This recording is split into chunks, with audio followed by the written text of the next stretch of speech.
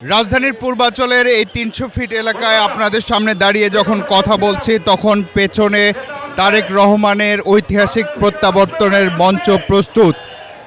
এবং যখন আপনারা এই ভিডিওটা দেখছেন, আমি যখন কথা বলছি তখন লন্ডনের হিথ্রো বিমানবন্দরে হয়তো বিমানে ওঠার সর্বশেষ আনুষ্ঠানিকতা সম্পন্ন করছেন বিএনপির ভারপ্রাপ্ত চেয়ারম্যান তারেক রহমান।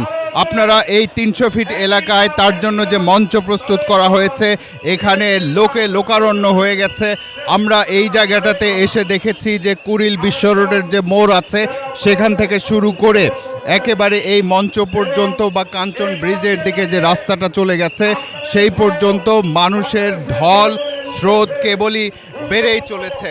আপনারা এরই মধ্যে বিভিন্ন মাধ্যমে জানতে পেরেছেন যে আগামীকাল বেলা 12টা নাগাদ হয়তো তারেক রহমান এই সভাস্থলে, এই সংবর্ধনা স্থলে এসে পৌঁছাবেন।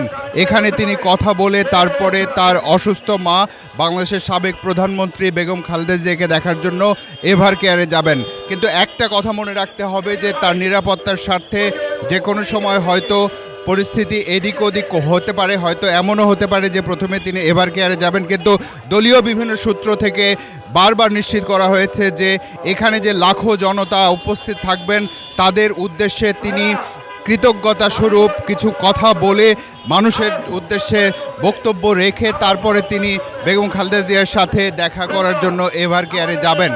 দলীয় সূত্র এবং বিএনপির যে প্রস্তুতি সব মিলিয়ে এখন পর্যন্ত যে তথ্য প্রকাশিত হয়েছে তাতে বলা হয়েছে যে প্রায় 50 লক্ষ মানুষের সমাগম হবে এখানে 25 ডিসেম্বর।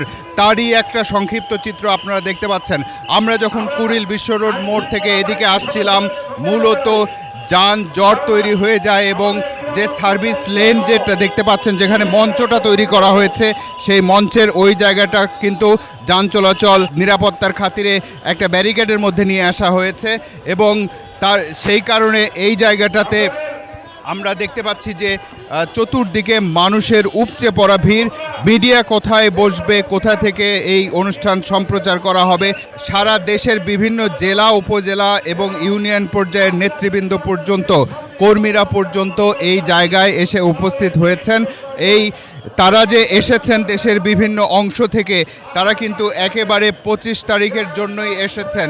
তারা মূলত চেষ্টা করছেন এখানে কত কাছাকাছি, মঞ্চের কত কাছাকাছি থাকা যায় যাতে করে তারেক রহমানকে দেখা যায়। আপনারা জানেন যে দীর্ঘ 17 বছর পর দেশে ফিরছেন তিনি।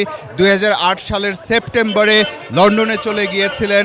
এর মধ্যে দীর্ঘ বছর পর এবছরের জানুয়ারিতে বেগম খালেদা জিয়া যখন লন্ডনে চিকিৎসার জন্য গেলেন তখন মায়ের সাথে তার দেখা হয়।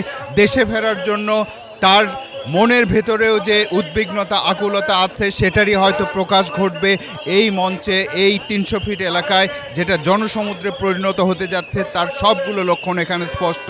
সারা দেশের বিভিন্ন প্রান্ত থেকে যেসব লোকজন এসেছেন তারা কিন্তু নিজেদের জায়গা, নিজেরা কত কাছাকাছি যেতে পারেন। আমরা এরই মধ্যে প্রস্তুতি বা পরিকল্পনার কথা বলা হয়েছে যে দুটির সামনের যে রাস্তার দুইটি অংশ, সেই অংশটাতে ছাত্রদলের নেতৃবৃন্দ থাকবে এবং বিভিন্ন অংশে কিন্তু বিমানবন্দর থেকে শুরু করে পুরো এলাকা পর্যন্ত এখানে ভাগ করে দেওয়া হয়েছে যে কোন অংশে কোন থানা বা কোন কমিটির লোকজন এখানে অবস্থান করবেন। সব মিলিয়ে বলা যায় যে আর যে স্টেজটা তৈরি করা হয়েছে পেছনে, এই স্টেজের যে নিরাপত্তা বিধান আমরা এরই মধ্যে জেনেছি যে বিএনপির ভারপ্রাপ্ত চেয়ারম্যান তারেক রহমান এবং বিএনপির চেয়ারপারসন খালেদা জিয়ার নিরাপত্তার জন্য প্রধান একজন নিরাপত্তা কর্মকর্তা নিয়োগ করা হয়েছে এবং তিনি সব কিছু দেখভাল করছেন। তার সাথে চেয়ারম্যান সিকিউরিটি ফোর্স CSF নামে একটি সিকিউরিটি ফোর্স তৈরি করা হয়েছে। তারা আছেন। প্রশাসনের সর্বস্তরের এর সাথে এঙ্গেজমেন্ট তৈরি হয়েছে। পুলিশ থেকে শুরু করে যত ধরনের বাহিনী আছে তারা কিন্তু এই নিরাপত্তা নিশ্চিদ্র করার জন্য এখানে কাজ করছেন। একটু আগে আমরা জানতে পেরেছি যে ডগ স্কোয়াড দিয়ে এই স্টেজ এবং চতুর্দিকে অংশটা কিন্তু এখানে নিশ্চিদ্র নিরাপত্তা বেষ্টনের মধ্যে নিয়ে আসা হবে এবং সবশেষ তথ্য হচ্ছে যে এই যে তাকে বরণ করে নেওয়া, যেটাকে ঐতিহাসিক করার জন্য দলের সব ধরনের প্রস্তুতি, প্রশাসনের সব ধরনের প্রস্তুতি, সহযোগিতা এখানে আছে। তার পাশাপাশি তিনি যে 17 বছর পরে ফিরছেন, বহু রাজনৈতিক টানাপোড়েনের পরে তিনি ফিরছেন, এই বিষয়টাও আসলে ঐতিহাসিক। এবং সর্বশেষ তথ্য হচ্ছে যে তিনি সব আনুষ্ঠানিকতা শেষে মায়ের সাথে দেখা করে তার সাথে কিছুক্ষণ সময় কাটিয়ে গুলশানে তার বেগম খালেদা জিয়া যেখানে থাকেন ফিরোজা নামের বাড়িটা, সেখানে থাকার কথা।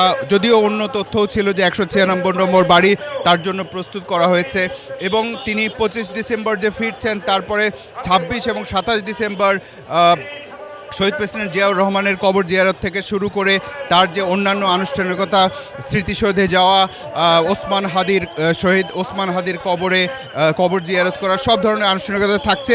অর্থাৎ 17 বছর পরে তিনি যখন ফিরছেন তখন প্রতি মুহূর্তের ব্যস্ততা নিয়েই তিনি ফিরছেন, এবং ধারণা করা যায় যে ফেব্রুয়ারির যে নির্বাচন সেই পর্যন্ত তার প্রতি মুহূর্তের ব্যস্ততা থাকবে।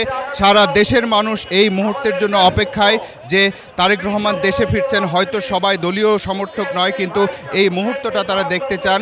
দলীয় নেতাকর্মীরা উদ্গ্রীব হয়ে আছেন, কতটা কাছ থেকে দেখা যায়, এবং তাদের মধ্যে যে দলের যে কর্মকাণ্ড নিয়ে যে সজীবতা, তারা যে আবার জেগে ওঠার যে একটা অনুপ্রেরণা, সেটা তারা তারেক রহমানের কাছ থেকে নেবেন। এই প্রত্যাশাতেই সবাই আসলে অপেক্ষা করে আছে শেষ মুহূর্তটার জন্য, যখন তারেক রহমান দেশের মাটিতে পা রাখবেন।